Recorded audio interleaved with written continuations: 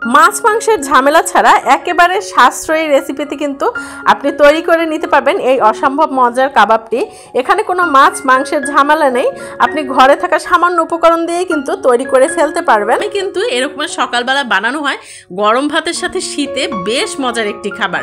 অবশ্যই ভিডিওটি সম্পূর্ণ দেখবেন, আপনাদের কাছে অনেক ভালো লাগবে।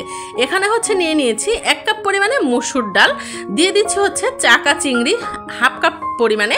আপনারা এখানে চাকা চিংড়ির পরিবর্তে অন্য চিংড়ি বা শুটকি চিংড়ি ইউজ করতে পারেন। আর দিয়ে দিলাম হচ্ছে হাফ ইঞ্চির মতো আদা, সেটা কুচি করে। 4 থেকে 5 কোয়ার মতো রসুন দিয়ে দিয়েছি, গোটা রসুন। 4 থেকে 5টা হচ্ছে কাঁচামরিচ দিয়ে দিলাম। 1 চিমটির মতো গোটা জিরা দিয়ে দিয়েছি। আর হচ্ছে 2টো এলাচ দিয়ে দিলাম, হচ্ছে ছোট্ট একটা তেজপাতা দিয়ে দিয়েছি। আর দিয়ে দিলাম হচ্ছে এখন পরিমাণ মতো পানি।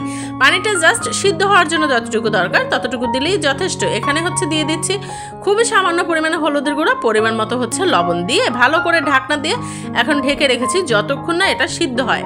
আর 5 মিনিটের মধ্যে দেখতে পাচ্ছেন একবারে কিন্তু পানিটা প্রায় টেনে গিয়েছে। এখন এরকমের নেড়ে চেড়ে পানিটা একেবারে শুকিয়ে নিতে হবে। পানিটা যতটা শুকাবেন কাবাব কিন্তু ততটাই ভালো লাগবে।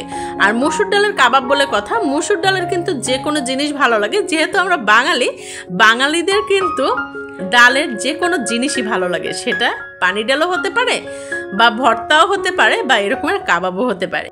দেখেই বুঝতে পারছেন ডালগুলো কিন্তু একেবারে শুকিয়ে নিয়েছি, মোটেও পানি এখানে নেই। আর এর মধ্যে যে এলাচ দিয়েছিলাম আর হচ্ছে তেজপাতা দিয়েছিলাম সেগুলো বেছে বেছে এখন ফেলে দিচ্ছি। আর এখন এখানে দিয়ে দিচ্ছি হচ্ছে গ্রিন অনিয়ন। গ্রিন অনিয়নটা সেটা সুন্দর করে একেবারে কুচি কুচি করে দিয়েছি। যেহেতু শীত পড়ে গেছে এখন কিন্তু গ্রিন অনিয়নটা অ্যাভেলেবল পাওয়া যাচ্ছে। আর এখানে হচ্ছে 1 কাপ পরিমাণে দিয়ে দিয়েছি হচ্ছে ধনেপাতা কুচি।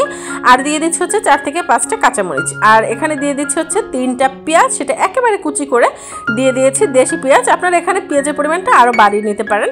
তো এখানে আমি যেহেতু গ্রিন অনিয়নটা দিয়েছি যার কারণে পেঁয়াজের পরিমাণটা অনেকটা কমিয়ে দিয়েছি। তো এরকমের হাতের সাহায্যে খুব সুন্দর করে একেবারে ম্যাশ করে নিয়েছি। আপনারা কাবাবের শেপটা যেভাবে দিবেন সেভাবে তৈরি করে নেবেন। তো আমি এভাবে হচ্ছে হাতের সাহায্যে গোল গোল করে তারপর হচ্ছে কাবাবের মতো করেই শেপটা দিচ্ছি, যাতে দেখতে ভালো লাগে আর খেতেও ভালো লাগে। আপনারা এভাবে বানাবেন, দেখবেন গরম ভাতের সাথে সকালবেলা বেশ ভালো লাগে। ছোট থেকে বড় সবার খুবই ভালো লাগবে খেতে।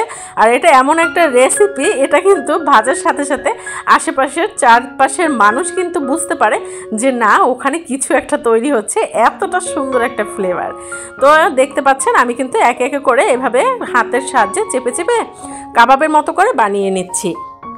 এখানে দেখতে পাচ্ছেন যে 1 কাপ ডালে কতগুলো কাবাব হয়েছে। আর এখন হচ্ছে ভাজার প্রস্তুতি নিচ্ছি।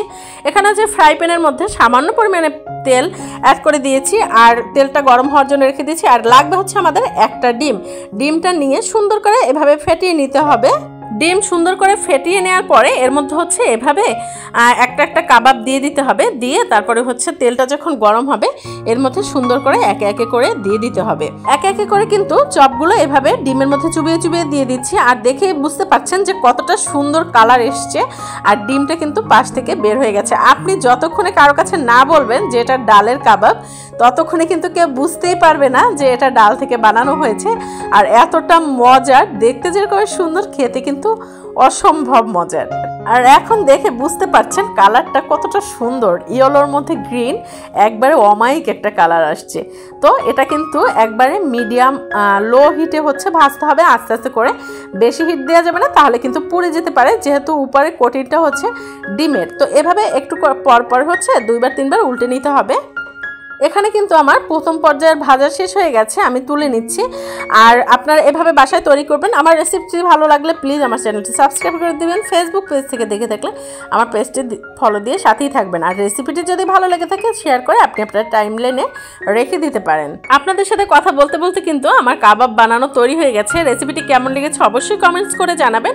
আর রেসিপিটি যদি ভালো লেগে থাকে আপনি শেয়ার করে টাইমলাইনে রেখে দিতে পারেন। আপনি কিন্তু চাইলে গেস্টদের জন্য এরকম বানিয়ে রাখতে পারেন। শীতের দিনে সকালবেলা কিন্তু এরকমের গরম ভাতের সাথে এই কাবাবগুলো খেতে অসম্ভব মজার লাগে।